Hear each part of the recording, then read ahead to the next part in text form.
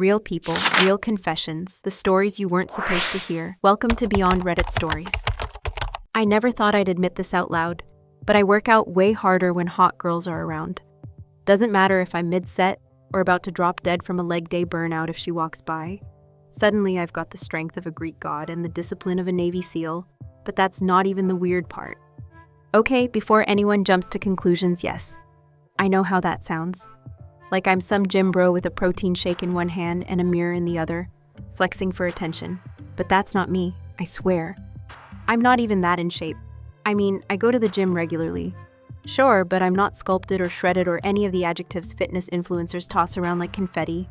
I've got a little softness around the middle, a slightly embarrassing dependence on pre-workout, and an unhealthy addiction to workout playlists that make me feel like I'm training for the Olympics, when in reality, I'm just trying not to cry during squats.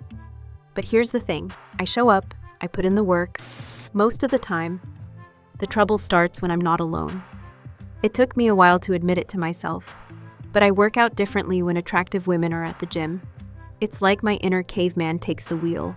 Suddenly I'm adding extra plates, fixing my posture, wiping sweat off my brow in the most unnecessarily dramatic way possible. I even time my rest breaks to make sure I start my next set right as they walk past. It's embarrassing. It's primal. It's honest. And the worst part, it works.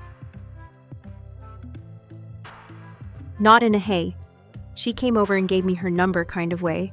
No, that never happens. I've never even talked to any of them. It's not about that. It's about image, projection, me pretending for 45 minutes that I'm someone I'm not. Someone more confident, more powerful, more disciplined. It's like my entire gym persona changes. The moment a beautiful woman walks in, the tired, slightly hunched over guy who dragged himself in after a long shift suddenly transforms, back straight, core tight, biceps flexed even when I'm reaching for my water bottle. I become the guy I want to be. Just long enough to make sure she might notice, even if she doesn't. But here's where it gets weird. I started noticing patterns. Like, if no one I found attractive was at the gym, I'd drag my feet, cut sets short, skip the last round of cardio, tell myself I'd make up for it tomorrow. But if there was even one girl I found attractive, suddenly I was hitting personal bests. I'd run an extra mile, bench press like I was auditioning for a Marvel movie. Once, I literally did an entire extra leg day because a woman smiled at me on her way out. I started wondering, am I doing this for me or for them? At first, it felt harmless, maybe even motivational, like, hey, whatever gets me to push harder, right? But the more I thought about it, the more it started to mess with my head. Because if I'm only at my best when I'm being watched, what does that say about me when no one's looking? And then came the day I realized someone was watching me, just not the way I imagined. It wasn't a hot girl. It was a dude, and he had a notebook. So picture this. I'm mid-set on the bench press, already feeling a little ridiculous because I'd added an extra 10 pounds to the bar just to look more serious. When this one girl walked in, she had that yoga pants and ponytail combo that somehow fries my brain, and I'm pushing through rep 5 when I notice him. This guy, lean build, balding a little at the temples, sitting on the rowing machine not rowing, just watching and writing something down. At first, I thought maybe he was tracking his own workouts. You know, some old school guy who still uses pen and paper instead of an app. Nothing weird about that. But then, between my next set, I catch him looking at me again. Not like in a casual way, not glancing, watching. And writing? I swear, I even saw him nod once, like I'd done something impressive. Instantly, my whole vibe shifted. My mind started racing. Was he a personal trainer? Was he scouting people for something? Maybe he worked for the gym and was, like, grading members for form and effort or some weird insurance thing. Or maybe this was finally how people get discovered.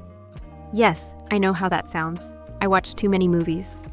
Anyway, the next few days, I started seeing him more often. He wasn't always there, but when he was, I noticed he only ever wrote when he was looking at me. Not other people, just me. I even tried to test it one day. I deliberately took a long break between sets and did this lazy, half-hearted set of curls. Sure enough, no writing.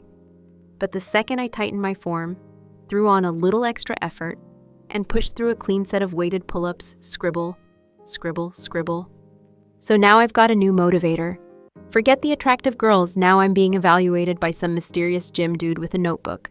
And I have no idea why. My workout started getting intense. I'd wake up excited to train. I'd plan what time to go based on when I thought he'd be there. I even Googled secret gym recruiters one night. Nothing useful came up, by the way. Then one day, the guy came up to me. I was finishing a pretty solid leg day, drenched in sweat, headphones in, feeling like a beast. I see him walking over, notebook under one arm, serious look on his face. I pulled my earbuds out, heart pounding. He says, "Hey, mind if I talk to you for a second?" Now at this point, I'm convinced something big is about to happen. Like, he's going to offer me a shot at some underground lifting competition, or he's scouting people for a documentary, or I don't know, some Fight Club crap. I brace myself. He looks me dead in the eye and says, "You know you grunt louder whenever a woman walks by, right?" I stood there like an idiot, frozen, speechless, no idea what to say. He opens his notebook and shows me a page. It's a damn chart. Times, dates, exercises, and next to each one, notes like heavy deadlifts, girl in purple tights, increased intensity, extended set on leg press, attractive woman nearby, visible flexing, more grunting, elevated posture, consistent pattern. I wanted to die. I laughed, nervously. You've been writing all that about me?" He nodded. "Yeah. I'm working on a psych paper about behavioral responses to social presence, specifically in male gym goers." He was a psychology student doing a case study on me. Without my permission, I didn't know whether to be flattered, creeped out, or furious. I kind of felt all three at once. He said I was a highly reactive subject and that he hadn't seen such clear-cut data patterns from anyone else in the gym.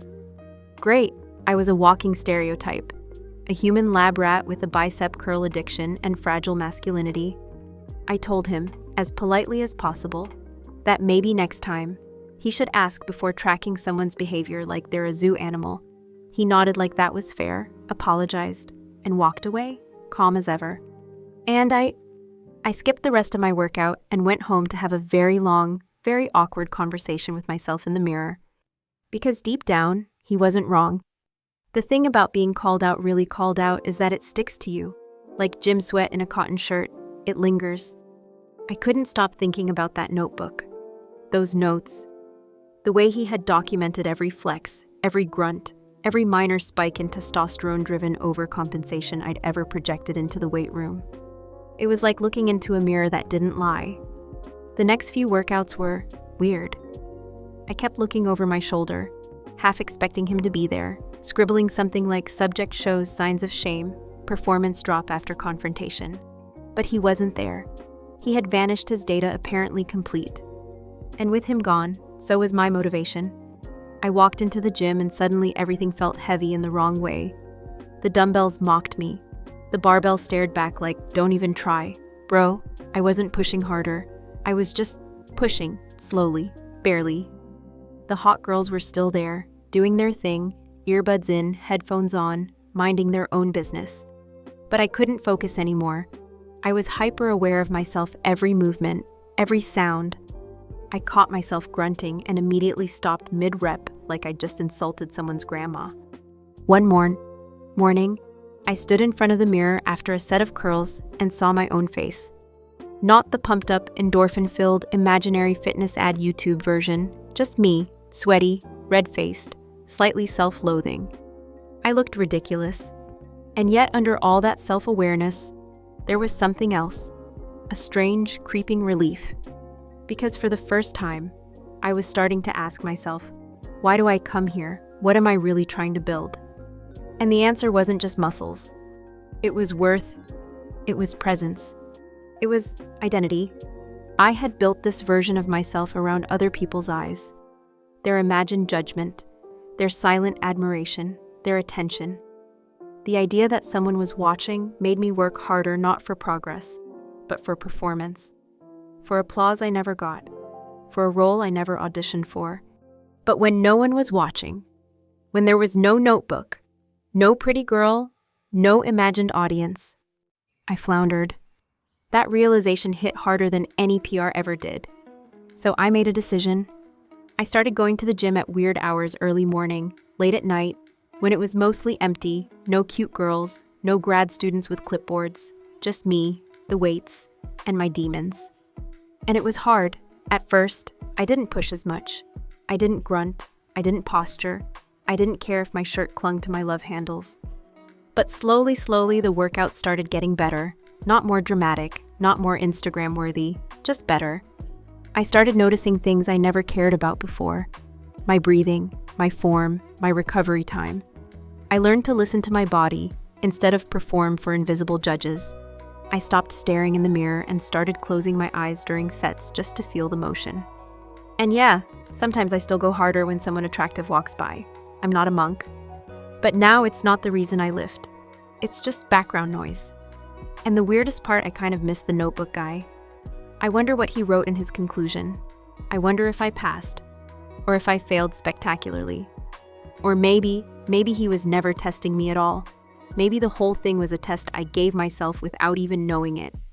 It's strange how the gym, the place I once treated like a stage, has become something quieter, not softer necessarily, but quieter in my head.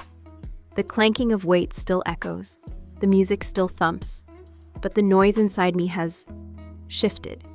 Now, when I catch myself pushing harder just because someone happens to glance my way, I don't hate it, I just notice it. I smile at it like an old habit that used to own me, but now just occasionally visits. But here's the thing I can't shake. Why did it take a stranger with a notebook to make me see all this? Why did I need to be observed to recognize how performative I'd become? And what else in my life is like that? It's not just the gym, it's Instagram, it's dates, it's conversations, it's even the way I laugh sometimes louder, longer when I know people are around. When does confidence become theater? When does discipline become a dance for attention? I don't have answers.